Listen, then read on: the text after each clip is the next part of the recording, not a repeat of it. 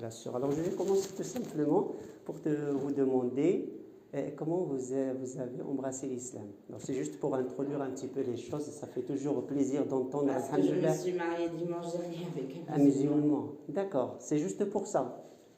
Oui. Non, quand même, c'est une. Alaykoum salam wa rahmatullah. C'est quand même qu'il y a quelque chose, sûrement, dans le cœur aussi. Ah, je ne sais pas, qui a réagi. parce qu'au départ, je suis catholique, baptisée, j'ai fait mes communions, mais je ne pratique pas. Oui, mais c'est juste. Pas ma religion. Oui, vous pratiquez, oui, il y a beaucoup qui ne pratiquent pas. Mais est-ce qu'il y a quelque chose quand même qui t'a attiré dans cette religion, quand même, que derrière tout ça, peut-être c'est le mari qui vous intéresse le plus. Oui. Est-ce que vous avez quelques savoirs, Non.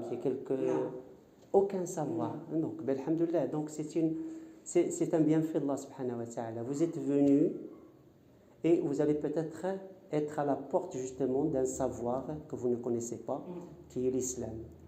Et essayez d'en profiter. Allah subhanahu wa ta'ala, il vous dit du bien. Allah subhanahu wa ta'ala, quand il aime quelqu'un, il l'approche vers lui. Cela, ce que je veux dire, ce que vous avez peut-être appris aussi dans la chrétienté, le christianisme, c'est pas à rejeter. Il y a des valeurs qu'on retrouve aussi dans l'islam. C'est très important. Alhamdulillah. Dieu merci, comme on dit. Oui, c'est des valeurs humaines, c'est des valeurs, mais c'est l'adoration d'Allah subhanahu wa ta'ala qui est très importante.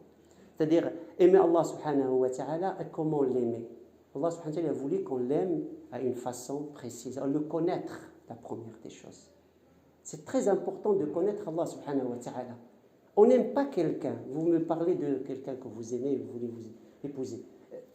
Imaginez, vous ne le savez pas, vous ne le connaissez pas. Comment voulez-vous l'aimer? Sûrement que vous avez trouvé quelque chose dans cet homme, quelque chose qui vous a plu, forcément. Mais oui, mais c'est tout à fait normal. Mais comment voulez-vous connaître, aimer Allah subhanahu wa ta'ala sans le connaître? C'est impossible. La raison nous parle, la raison nous dit, mais ce n'est pas normal. Il faut rejeter tout ce qui n'est pas normal, tout ce qui n'est pas raisonnable, tout ce qui est illogique. Ça vient souvent des êtres humains, ça ne vient pas de la religion, la vraie. Il faut connaître la vraie. En lisant le Coran, par exemple, et connaître Allah subhanahu wa ta'ala. Et ce qui était apporté par les prophètes, alayhi salatu salam, et chercher la véracité dans tout ça. Bien entendu, Allah subhanahu wa ta'ala, il dit dans un hadith qudsi, je vais le rappeler pour ne pas vous tenir très longtemps, un hadith qudsi qui est magnifique.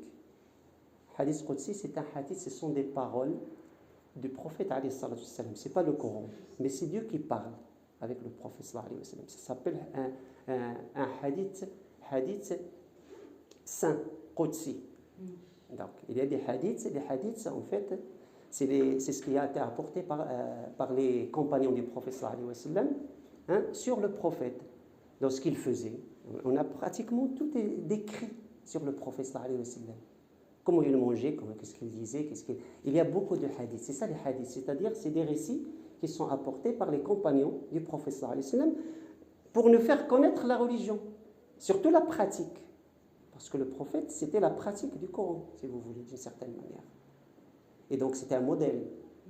C'était un modèle très simple à suivre. Et le prophète, alayhi salatu wassalam, il a eu ce hadith. Ce hadith, moi, que je considère, il nous décrit la méthodologie, carrément. La façon d'approcher Allah subhanahu wa ta'ala, d'aimer Allah subhanahu wa ta'ala, d'une façon très, très rapide. Allah subhanahu wa ta'ala nous dit, celui qui me cherche me trouve. C'est Dieu qui parle dans ce hadith. Celui qui me cherche me trouve. Celui qui me trouve me connaît. Celui qui me connaît m'aime. Et celui qui m'aime, je l'aime. Et donc, si on reprend les choses, celui qui me cherche me trouve, c'est-à-dire Allah subhanahu wa ta'ala attend de nous une démarche pour le connaître. Une démarche pour le chercher. Il faut qu'on cherche Allah subhanahu wa ta'ala. C'est la sagesse d'Allah subhanahu wa ta'ala. Il nous a créés dans ce monde. C'est pas juste pour manger, dormir, voilà, se marier, voilà, et la vie est partie. Mais non, on va mourir. Il faut faire parler la raison. Il faut faire travailler le cerveau. Où est la philosophie? Où est quand on parle de la philosophie, c'est chercher la vérité. Mais il faut nier aucun paramètre de la vie. Il ne faut pas oublier qu'il y a la mort aussi. Il faut pas oublier qu'il y a après la mort quelque chose. Et on a des messages aussi à traiter, à raisonner, à chercher, à savoir. Donc, il faut chercher. Quel que soit ton domaine, il faut chercher. Il suffit juste de lever la tête vers le ciel et voir l'immensité du ciel, la grandeur de cet univers. Ça te donne justement une idée de la grandeur de celui qui l'a créé. Et vous êtes croyant dans le fond. Vous avez cru à Allah subhanahu wa ta'ala, Dieu, le Tout-Puissant. Hein. C'est pour ça, mais oui, le Tout-Puissant qui fait les choses, c'est très important.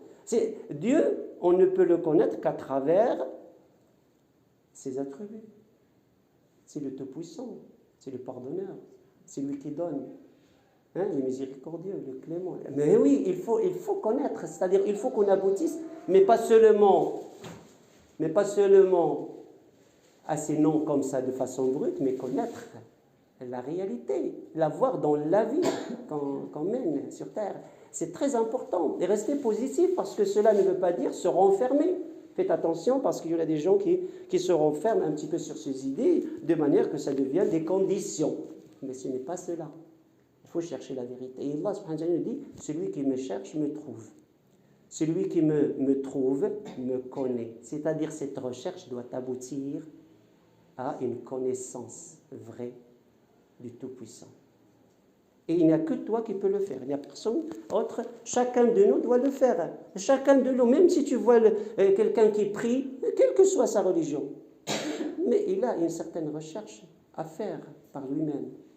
Et c'est le plus important des recherches, je pourrais dire. Parce que vis-à-vis de ce sujet-là qui est très très important. Parce que pourquoi très important? Parce qu'il y a la mort après, il y a l'enfer et il y a le paradis. C'est pas un jeu, quoi. On ne vit pas, c'est pas du gâchis.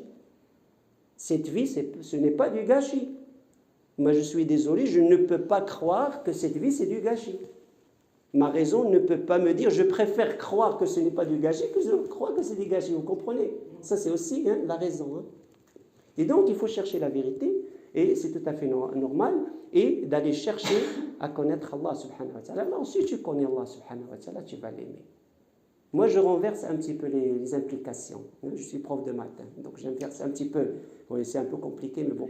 J'inverse les implications, c'est-à-dire si tu veux aboutir à l'amour d'Allah subhanahu wa ta'ala, mais il faut vraiment le connaître comme il se doit. Si on le connaît mal, on ne va pas l'aimer. Je suis désolé, si on connaît mal Dieu, on ne va pas l'aimer. Quelqu'un qui est fatigué à faire la prière, qui trouve que c'est lourd, mais il a mal compris déjà le sens de l'adoration. Il a vraiment mal compris. Il est à côté de la plaque. Et c'est tout dans la compréhension.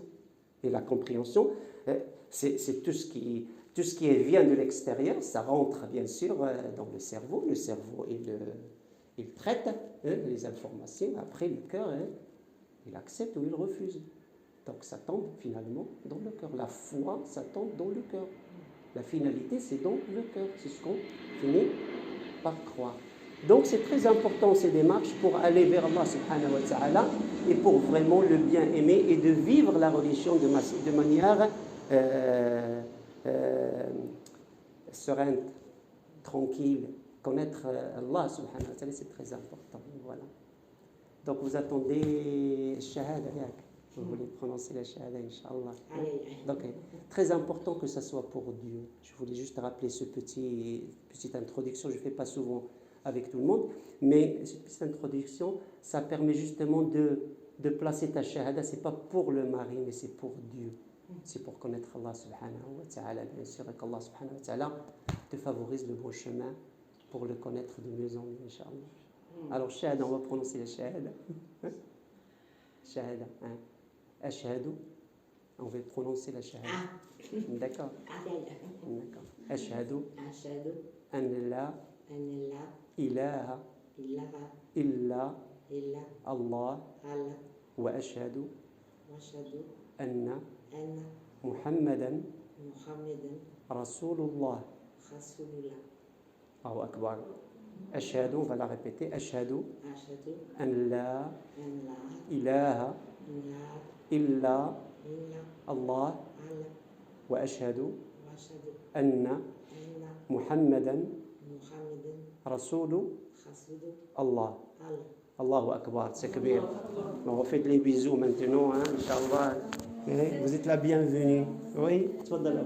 Juste une petite parenthèse. Oui, j'aimerais bien. On vient de faire la prière pour un décédé, pour un défunt. Ouais. Une sœur qui vient se convertir, Ouais. ça donne tout le sens en fait à cette parce que ça nous rappelle à tous qu'il y a l'amour en fait et que vraiment vous avez fait la raison, alhamdoulilah, comme dit l'imam Inch'Allah, que ce soit pour Allah, pour vous, ma soeur. Voilà, c'est ce que je voulais. Parce que le mari, il est comme vous, il sera lui-même un jour devant Allah subhanahu wa ta'ala.